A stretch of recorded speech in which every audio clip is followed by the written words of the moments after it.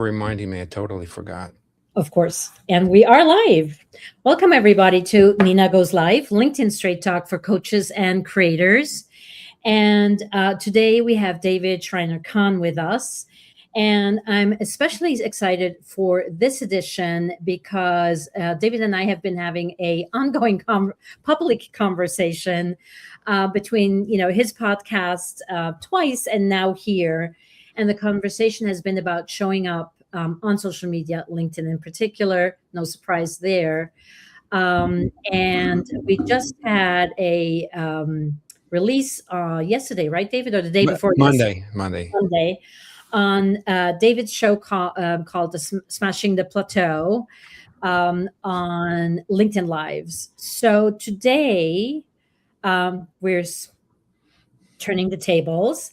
And I will ask David about podcasting because the episode that went live on Monday was 829. Wowzer.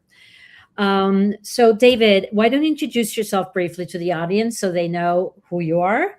And then we're going to dive into a conversation about podcasting and also how it relates to LinkedIn Lives. Sure. Thank you, Nina. I'm going to add one other thing. You mentioned sharing content on social media. I'm going to expand that to media because a podcast is actually is a media production, and it may or may not get shared through social media. So I am the founder and the host of Smashing the Plateau, which is an online platform that helps professionals who either want to leave corporate or have left corporate, start, run, and grow their own business so they can do more of what they love and get paid what they're worth. I like to call them corporate refugees. Yep. And the podcast is part of that environment. And we also have a paid membership community. Yep. Great. And I think we have some fans here. Do you know Dan Smolin? Sounds familiar. Yeah, he seems to be excited to see both of us. So good. There we go. Hello, Dan. Yeah. All right. There we go. Hi, Dan. Carlos is here. Anisha is here. So we have some viewers, which is always great. So just before we get into the conversation, because I think this is part of what's really important of what we do when we work with other, business coaches, consultants, authors, speakers, that world. Are you a corporate refugee yourself? I am. I spent the first 28 years of my career as an employee, and in 2006 started my own business. Wonderful. All right. Very good. And congratulations. Thank you. So you're speaking from your own experience. And I think that is always where I find it becomes really interesting, having these conversations when we're speaking from having lived it ourselves. So our conversation has been around, or at least this year, our conversation has been about showing up on, higher value media like LinkedIn Lives or podcasts. So you had asked me on the show that released on Monday about the difference, or what I saw to be the difference between podcasting and lives. And now that you've heard a little bit from me about the lives, where do you see the biggest advantages or disadvantages of being in a podcast environment? Because obviously you've been doing it for a gazillion years if you're at episode 829. It's a good question, Nina. And I know that in the some of the posts on LinkedIn that you shared and that generated some comments, there were a lot of questions and thoughts about LinkedIn Live versus podcasting. Yeah. And honestly, I would say two things. One is what's really important when you're creating any kind of content, whether it is video content like this, or whether it's audio content like my podcast, or written content like a blog or a newsletter or anything else. What's important is the audience. That's the primary thing. So who is your ideal audience and where are they? Yeah. First of all, I would say that's the most important thing. And second, what do you like doing? What media works for you. So it could be, and I know you and I had this discussion on my show, that you really like LinkedIn Live. It works for you in a way that podcasting doesn't. And I kind of stumbled into podcasting in 2014, realized that it works for me and I liked it, and I've been doing it ever since. And I've dabbled in some other media, but I've stuck with podcasting because it works for me. Yep. I think that's a very good point you're making. That, I mean, apart from where's your audience, which is always the single most important question that we ask ourselves, or should ask ourselves when creating any kind of content, is, you know, what can you keep up consistently, right? I think that's sort of the underlying questions, like what makes sense for me and what can I keep up? Do you find that your audience is a audio driven audience? Does that have anything to do with it, or is it just a convenience of podcasts being in your ear and while you know, driving, walking, doing whatever? Honestly, we probably have our audience on all different kinds of media. I'm sure we have them on YouTube, which is a platform that we haven't done much with yet. And I'm sure they're in lots of other places. They're probably reading written content like Substack or you know, LinkedIn newsletter, which we don't do. We have our own newsletter that we send out to our email list. But that's what we do in terms of written content. So so our audience is probably in places where we are not.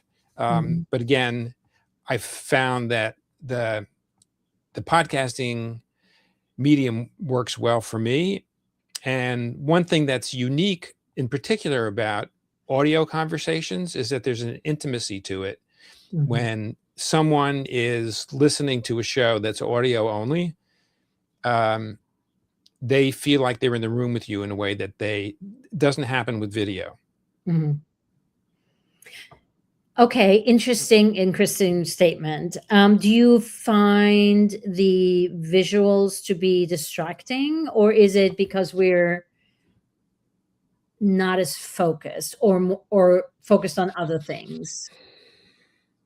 It's a great question. There are probably some kind of research studies on this. I know I took a course on audio storytelling early on in my podcasting journey. And I remember it was given by Alex Bloomberg, who is a very well-known audio content expert. And he's also a journalist. And he talked about the fact that when you're telling a story through audio and somebody's just listening to you, their imagination does things that wouldn't happen if they were watching a video. Right? As you think about when you read a book, you kind of imagine the picture. Right? Which when you watch a movie or TV show, that doesn't happen. So there are some particular aspects that I think happen with an audio conversation that that kind of foster that intimacy. I'd love to know, actually, if somebody in the audience knows something about what researchers have found out about this, please post something on LinkedIn. I'd love to see it. Yeah, I think it's a fascinating topic. I mean, I know from my own experience that I'm always disappointed when I see the film of a book I've loved, because I never agree with the casting choices or the location choices, right?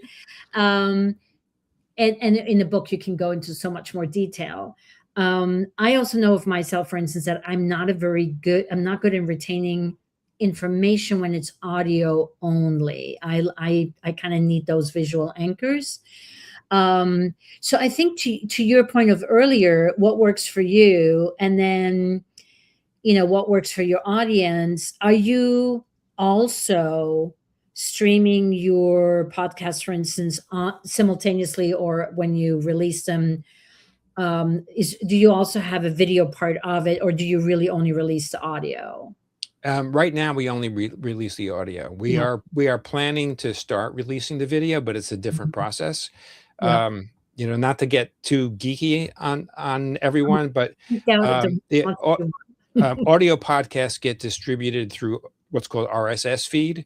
which means that you need to put the audio file someplace in the cloud on what's called an audio host, and then the RSS feed synchronizes the audio file with your website, and then it automatically distributes the audio through podcasting channels. Yeah. In some cases, like with Apple Podcasts, you actually have to set up the distribution specifically through Apple Podcasts.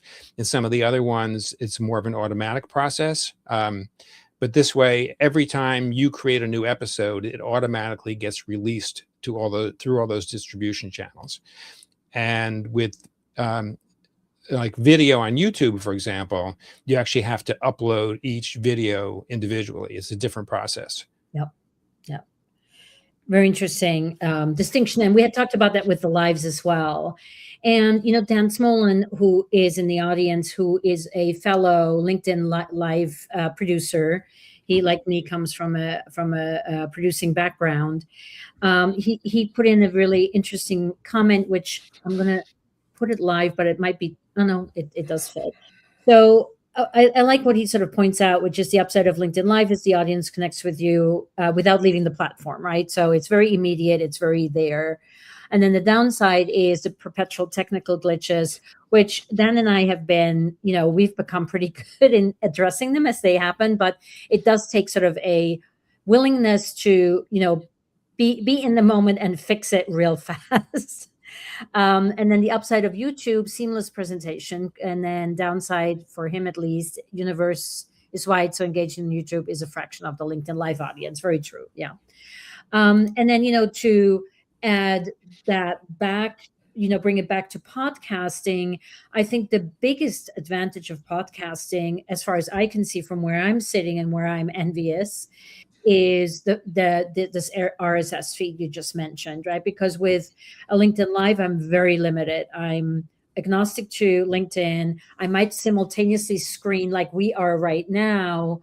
We're screening to my and to your LinkedIn feed and or personal profile, and I am also streaming live to YouTube. I want to have an audience there. Although sometimes I do, but for the most part, I don't. But I have a beautiful archive there, right? So everything is living in one place. So if I'm inviting a new guest, I'm not sending them to the 10 or 20 or at this point, I think 61 different episodes, but I can send them to one playlist on YouTube, which is a big advantage. So the RSS feed, I think, is one of the biggest advantages. But that also begs the question for me: how fractured does the marketing get of a podcast? How does that work? Like, I mean, you through the RSS feed, you now are on how many different platforms? 10, 20, 50, 5?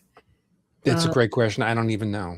Okay. I don't know the answer. Yeah, there's a lot of them, right? I mean, there's iPod or what's it called? Apple podcasting. Then there's, the big ones are probably, escapes my name, green logo, Spotify, and, a couple of those. And then, how do you have to like engage with each of those separately, or am I thinking of them in a wrong way? Well, on social media, you would need to engage with each Yeah. social media channel separately. Yeah, With podcasting, it's like broadcasting, but it's streaming. So people are downloading it on demand. Yep. And listening on demand. And you can't really. I don't know that there is a way that you can engage through those distribution channels other than just feeding the content. Okay.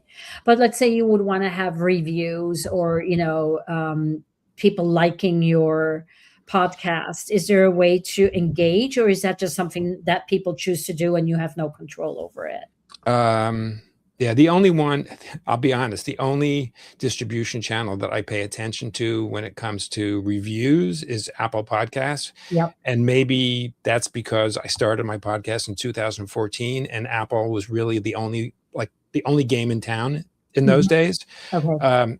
So we started out focusing on trying to get people to post reviews on Apple Podcasts. And I haven't really paid much attention since then. And there's nothing that we can do. It's like, in a Google business review, for example, somebody can post something, like if they post a bad review, you can go onto that review and make a comment and try to fix it. You can't do that with Apple Podcasts. And I have no idea how the other channels work.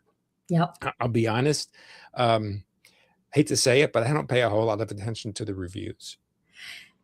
Well, and I think that, so I go in once in a while and I look at them. Yeah. Right. And as you said, there's nothing I can do in response to them. So you might as well not work. So it's nice to see them. Yeah.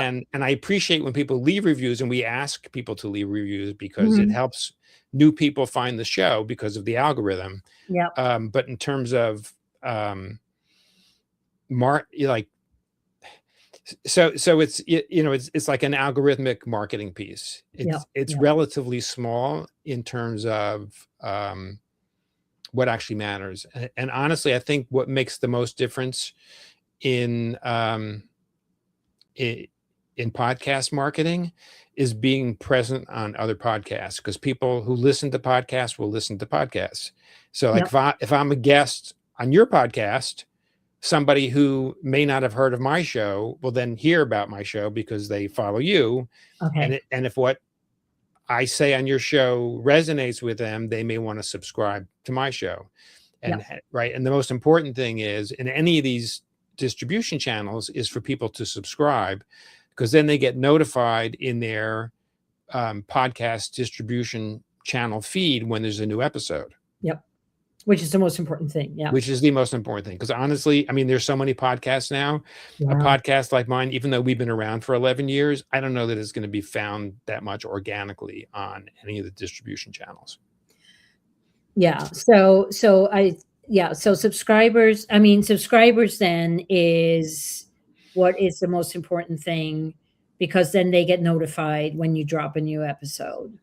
Yeah. Yes. And then that they subscribe to our newsletter, they also get notified through our newsletter. It's another method. Yep. And we also post on LinkedIn. So if they follow us on LinkedIn, that's another marketing method that works fairly well.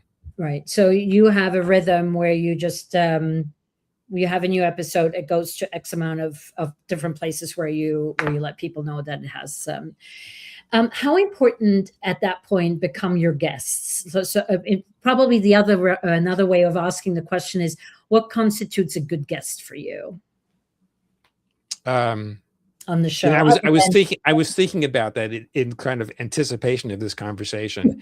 I'm going to say that there are several different kinds of guests, and I'll kind of characterize them. So there are the big name guests. And particularly in the beginning of our show, I would pursue those more than I do now. So we've had people like Jeffrey Hazlett, who's the former chief marketing officer of Kodak, who has a sizable audience, and particularly an audience that aligns with ours. And Jeffrey and I have interacted personally many times, so he's been a great colleague. So he kind of fits the model of the right audience, sizable audience, and also good colleague. If I reach out to him with something, he responds. If he reaches out to me, I will respond.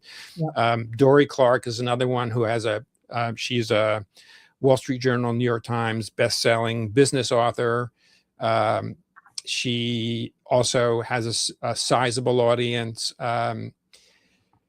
We have some overlap in our audiences as well, and we know each other and have met in person, and that works very well. Rick Edelman was a guest early on.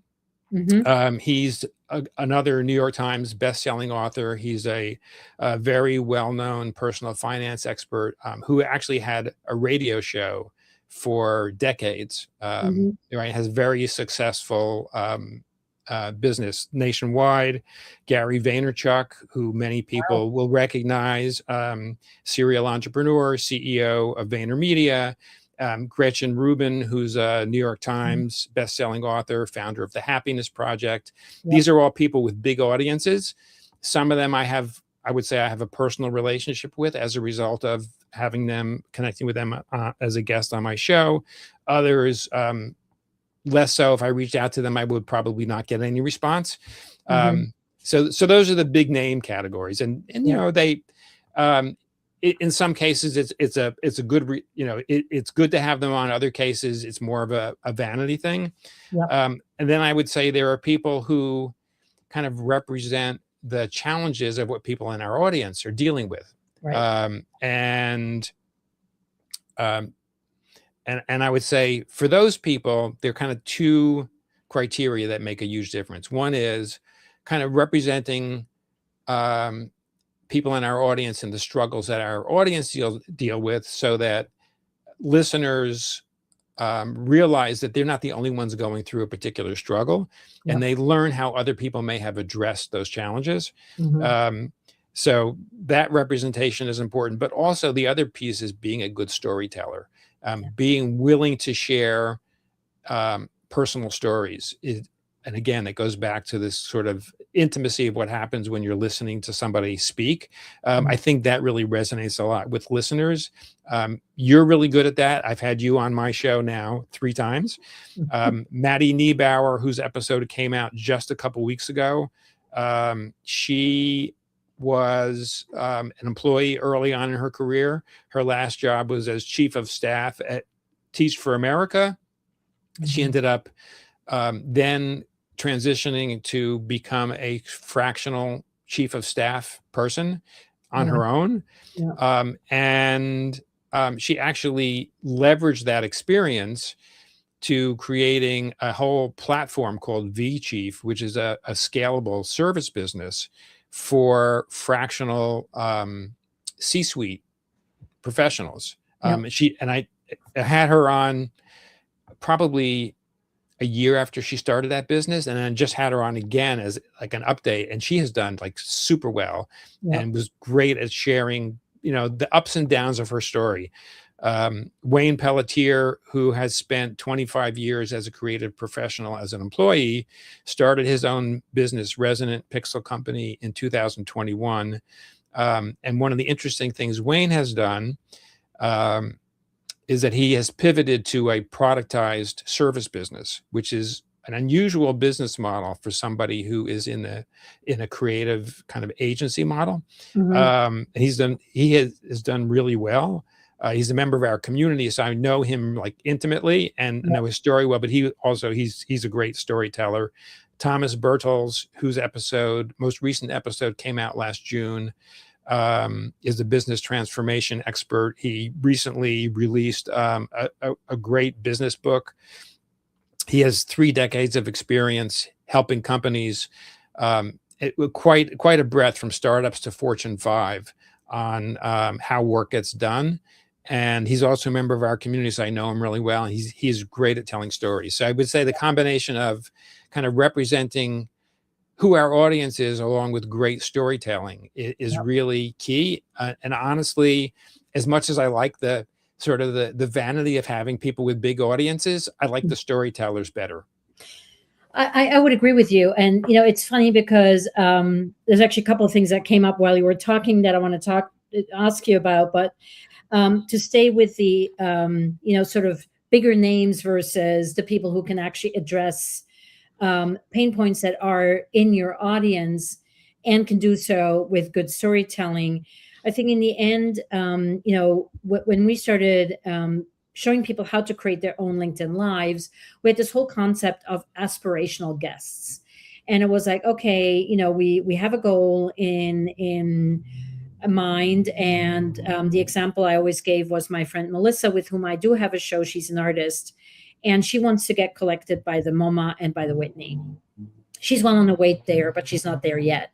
So when we started our live show, An Artful Life, we had the top tier people that we wanted to talk to. in season 3, 4, 5, 6, whatever, right? And then we sort of made a list of how can we get there. And at some point, and I think that is the experience you might have had, it's like, yes, it's wonderful to have the Garys and have the Dorys and all that. But in the end, those don't always make for the best conversations. And it's not solving a problem. It's just ticking off famous people, so to speak, right? So we've had some really famous artists on our show, some of which have been great. And we've had some really high-end curators and some people who've put us asleep. So in the end, you want somebody who's passionate. Like we just had this woman last week who is a notable artist, but she's not like, huge, but she's big enough. But she was so engaging and so interesting. And she was like, like in her studio, like ripping stuff apart and showing us stuff. And it was just so amazing to see that over, a sort of more stilted conversation where you're like, where's this going? Right. So definitely, I agree with you. The follow-up question that would be, so coming from where we came from with the conversations just before, I asked that question, what makes a good a guest in terms of what can a guest do to support your podcast as a guest? Yeah, so that was the response I made to somebody's comment on LinkedIn, right? Just a little while ago. And one of the benefits of having a show, particularly an interview-based show like you and I have, is the connection with the guests and what can that lead to. And I can tell you that when I was pretty active in business networking before I started my podcast. The podcast is in some ways another form of networking, right? Because as you mentioned, your episode was 829 on Smashing the Plateau. I also hosted a parallel show called Going Solo, which ran for 150 episodes and is also still available on our site. So now we're closing in on 1,000 episodes in total. It's a lot of conversations. There have been some repeat guests, but many have been one-time guests. So that in and of itself is already a network of, many hundreds of people that most of whom I didn't know before I started the podcast. Yeah. Right. So if you're planning or you're running an interview-based show, it's a great medium for being able to connect with new people. Yep. So I would say think about what that initial connection can lead to, and in particular, like with any networking situation, there are the takers. You all want to run away from them. There are the givers who never take. And over time, you can give to them.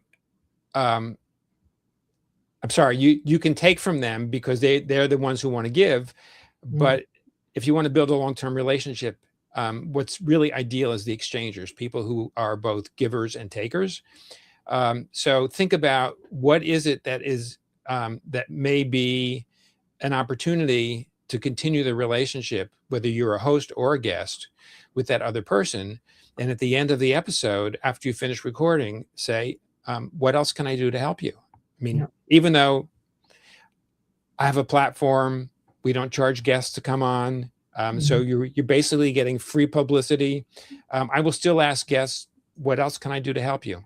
Yeah. I just think it's a nice, genuine thing to offer another person when you are interacting with them. And then sometimes it doesn't lead to anything, but sometimes it does. Yep.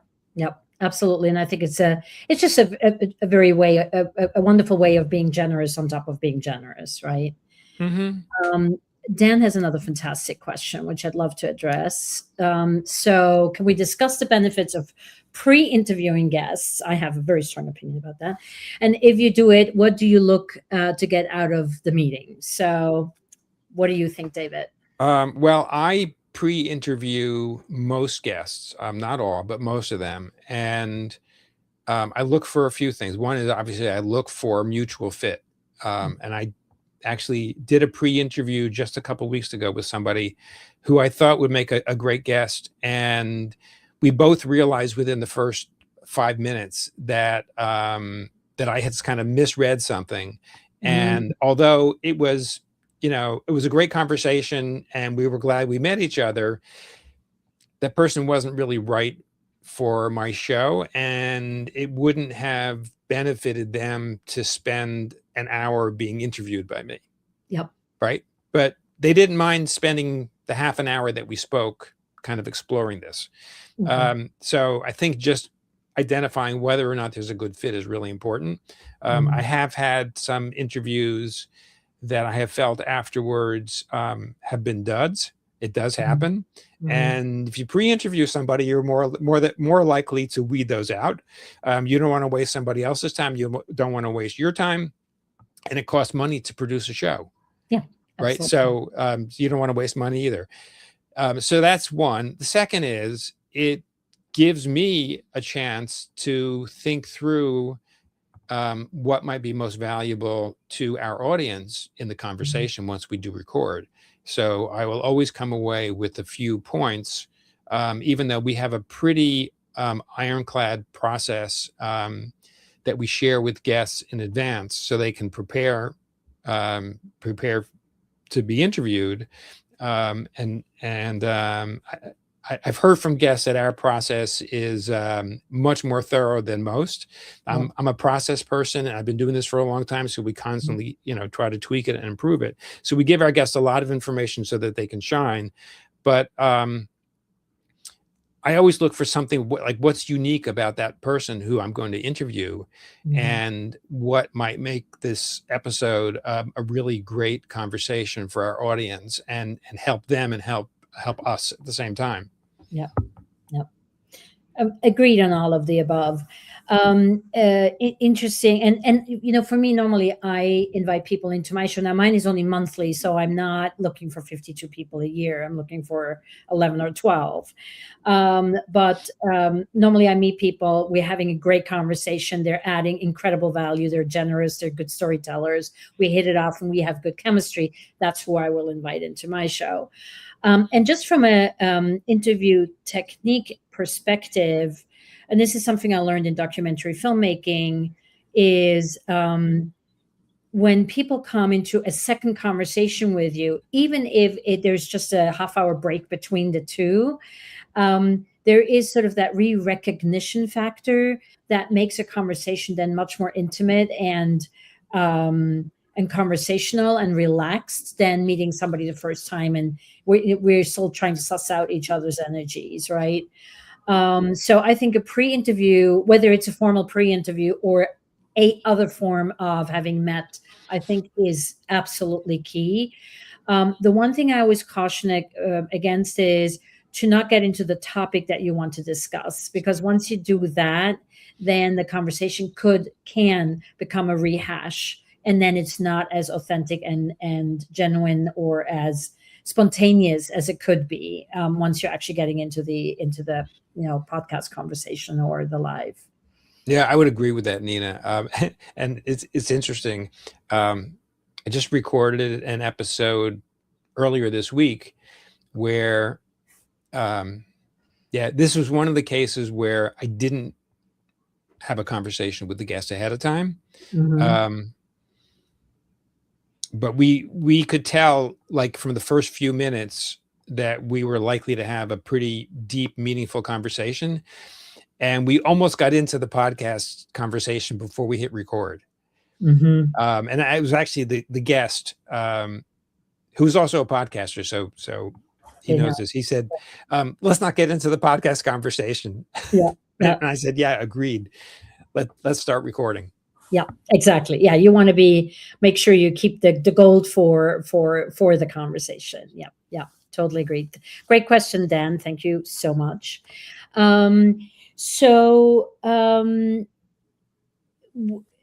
terms of I mean, you've had your podcast for how many years now? 14, 11, 12. 12. Okay. Have you had any branding pivots? Like how, I think, what I see, like for instance, I've rebranded mine twice and we're about to rebrand. We're not renaming it, but we're rebranding the Artful Life podcast or live show. What have you always called it Smashing the Plateau? Were you lucky to have found something that held up for the whole time, or how how have you handled that? And is a rebrand something where you can lose audiences, or does it not really matter? Well, we've been lucky that we've had the same brand and the same logo since the beginning. Hmm. So we started with Smashing the Plateau. There was a tiptoeing into potential rebranding when we launched the second show, Going Solo. Hmm. And the backstory behind that is when we started the show, there was a fraction of the podcasts that there are now. Yeah. And what I saw in the entrepreneurial space was most of the shows seemed to focus on startups. Hmm. And in my experience, the vast majority of entrepreneurs don't spend time running startups. They spend time operating ongoing businesses. Yeah. Maybe it's not as sexy a topic as startups, but I thought it was much more realistic. And from the people that I knew, they were more interested in understanding what it took to create long-term success. Yeah.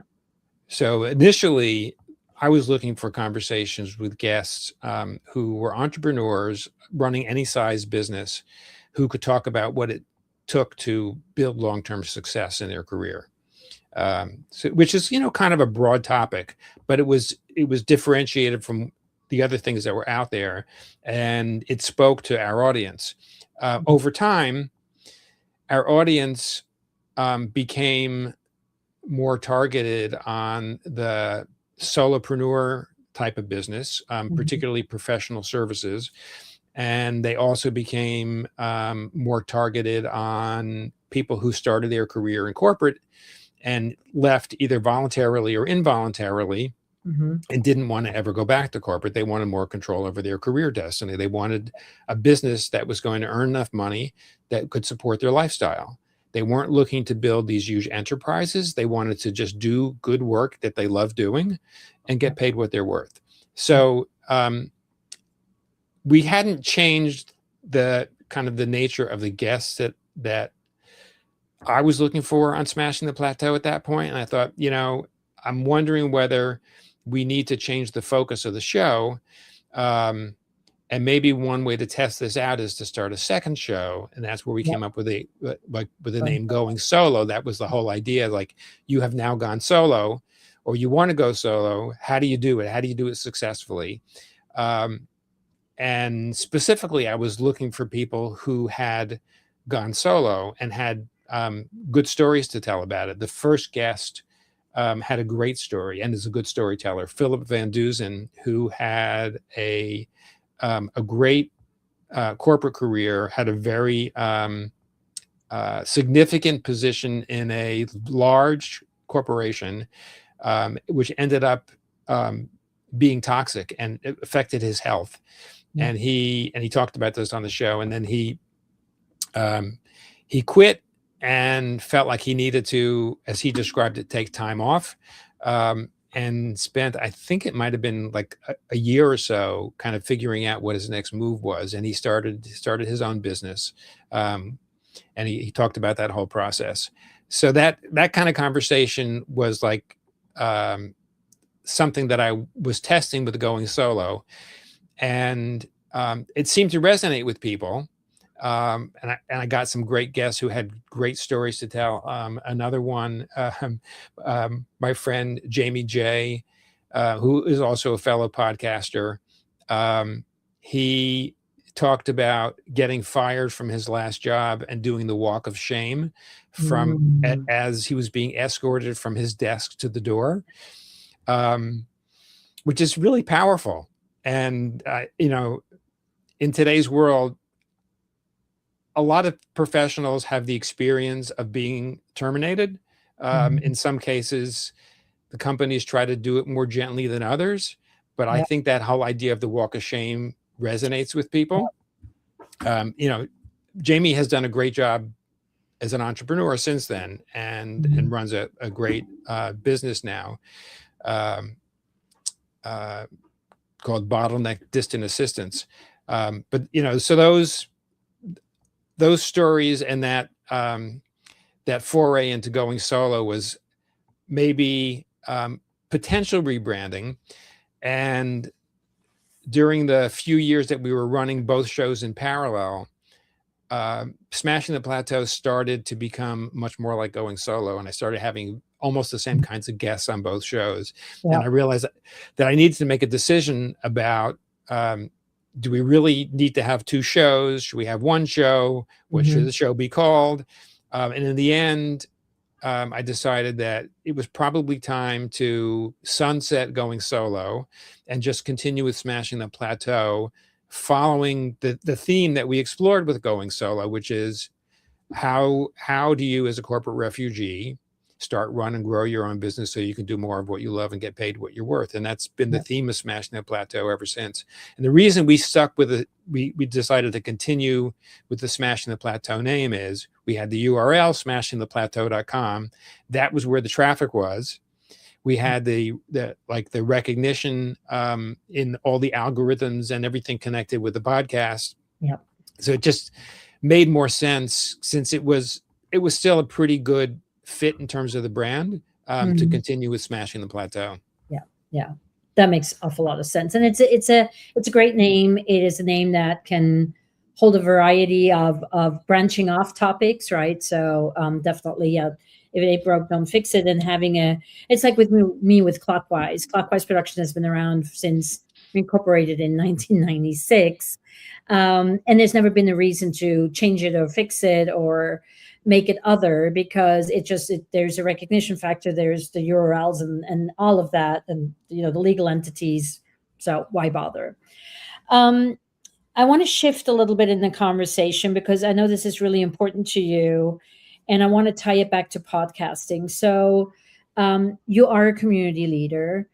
You had actually asked me whether LinkedIn Lives could build community. And I thought it was such a fascinating question, and one of those great questions that you didn't know was going to come. And then when it came, it was like, whoa, I have to think about this for a second.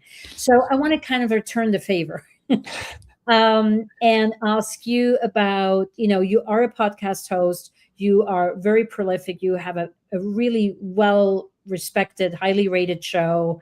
You have really interesting guests. By the way, I did a whole stalking a year back of your guests and connecting with everybody on LinkedIn. Met some really great people. How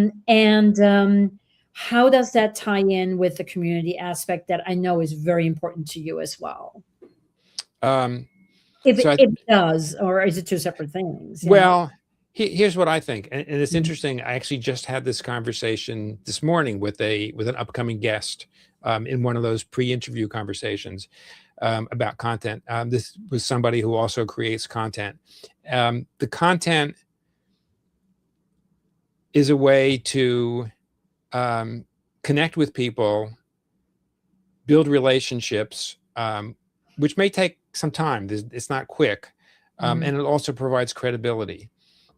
Plus it provides free resources for people, right? So if a question comes up in our community that I know we've covered it in a podcast episode, I can say, go listen to this podcast episode. We've covered it.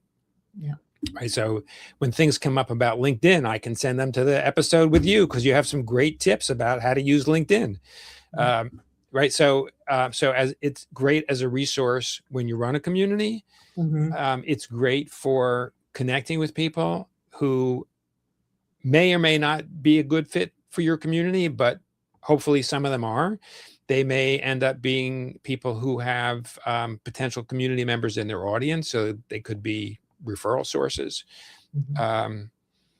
And it also, it kind of anchors you in a particular discipline and a particular point of view that is going to resonate with your ideal client. Yeah. So content creation, whether it's LinkedIn Live or podcasting or any other kind of content, it's a slow build. Yes, it can eventually lead to community, or it can support community. I would say it's probably more indirect than direct. Yeah. Can you build community without the content? Great. I don't know. I've never really quite thought about it that way. I think so, I'm not sure that I know any successful community leaders who don't create content in today's world. Yeah, I would agree with you. In one way, shape, or form, you have to.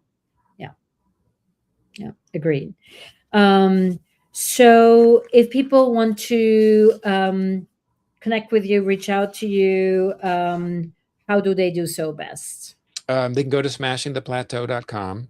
Mm-hmm. We have information about our community there. There's a contact form. You can get in touch with me. Obviously, you can get in touch with me on LinkedIn.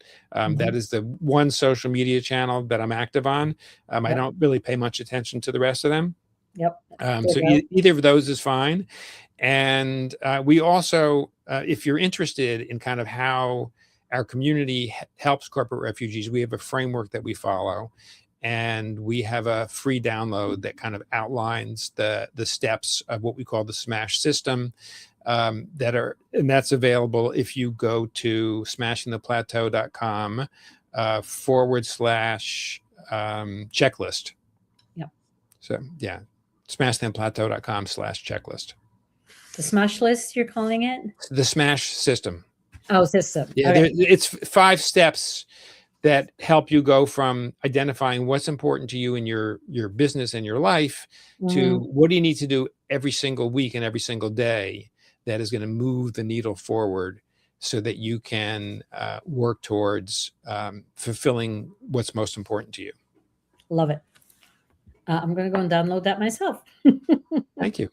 And I'll put the direct link to it in the comments or in the show. Well, we don't really have show notes in lives, but yes, what in the description. What you have. Well, what I have exactly.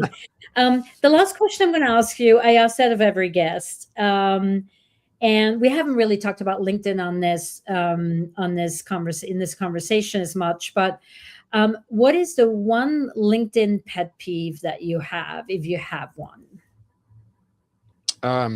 People selling, just overtly selling. So it's like, it's very hard to tell when you get a connection request, particularly if the person seems like they may be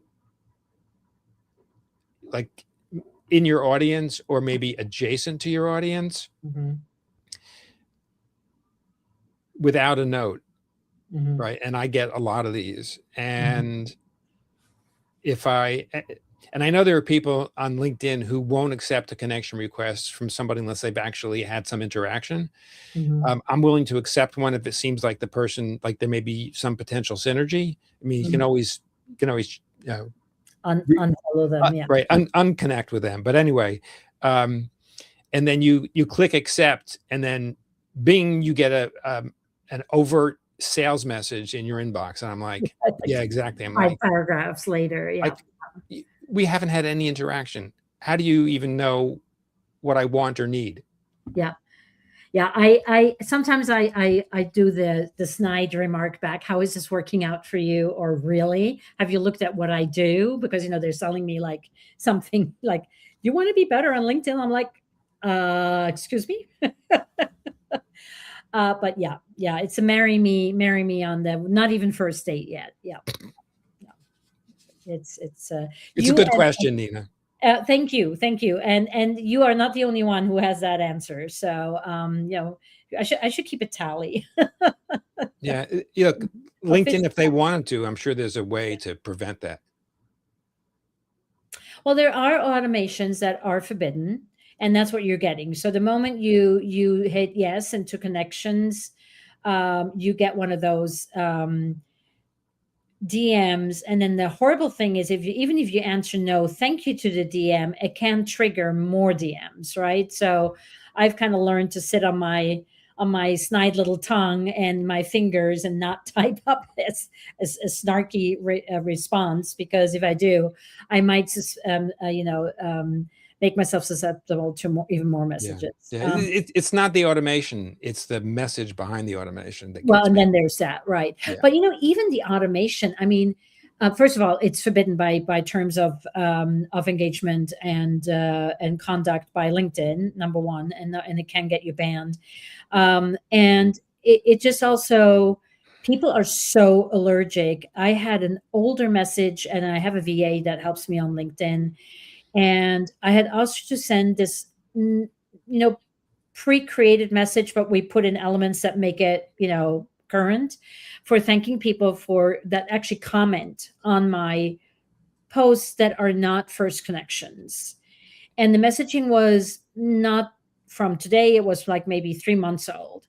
The swift and very unpleasant reaction I got to that message was instantaneous. Like, it was like, the only thing I said was like, thanks for commenting on post X, to make sure that, it was relevant and not just on my post.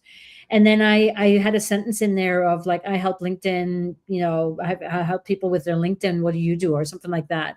And immediately was shut down with, as in, stop selling. I'm like, whoa, I was just introducing myself. But that is how allergic people have gotten. So I now just ask questions of people. I don't introduce myself anymore. I don't do anything. I figure that's what my profile is for. That's what my tagline is for. I've gotten really cautious after I got that pushback from that, semi-automated message. So got to be super careful. Yeah. Agreed. So this has been great. Unfortunately, we're super out of time, as in we're like totally over, but this was a really interesting conversation. So I'll let it run. Thank you so much for your time. I do have a lot of other questions still about podcasting, but I think we sort of covered the overall and the big picture, which I think is really important to sort of get a feel and sense for what's involved with a consistent, successful show, such as yours, which has been just also such a privilege to be on. So thank you for that. And thank you for coming and spending some time with us on LinkedIn Live. Thank you, Nina. Thank you so much. And thank you to the audience for being here, in particular, Dan, for asking lots of great questions. This will be up. So if you're watching the replay, still ask questions. We'll be around to pitch in and answer them. And we'll be back in a month from now with the next edition of Nina Goes Live. Thank you all for watching. Bye-bye.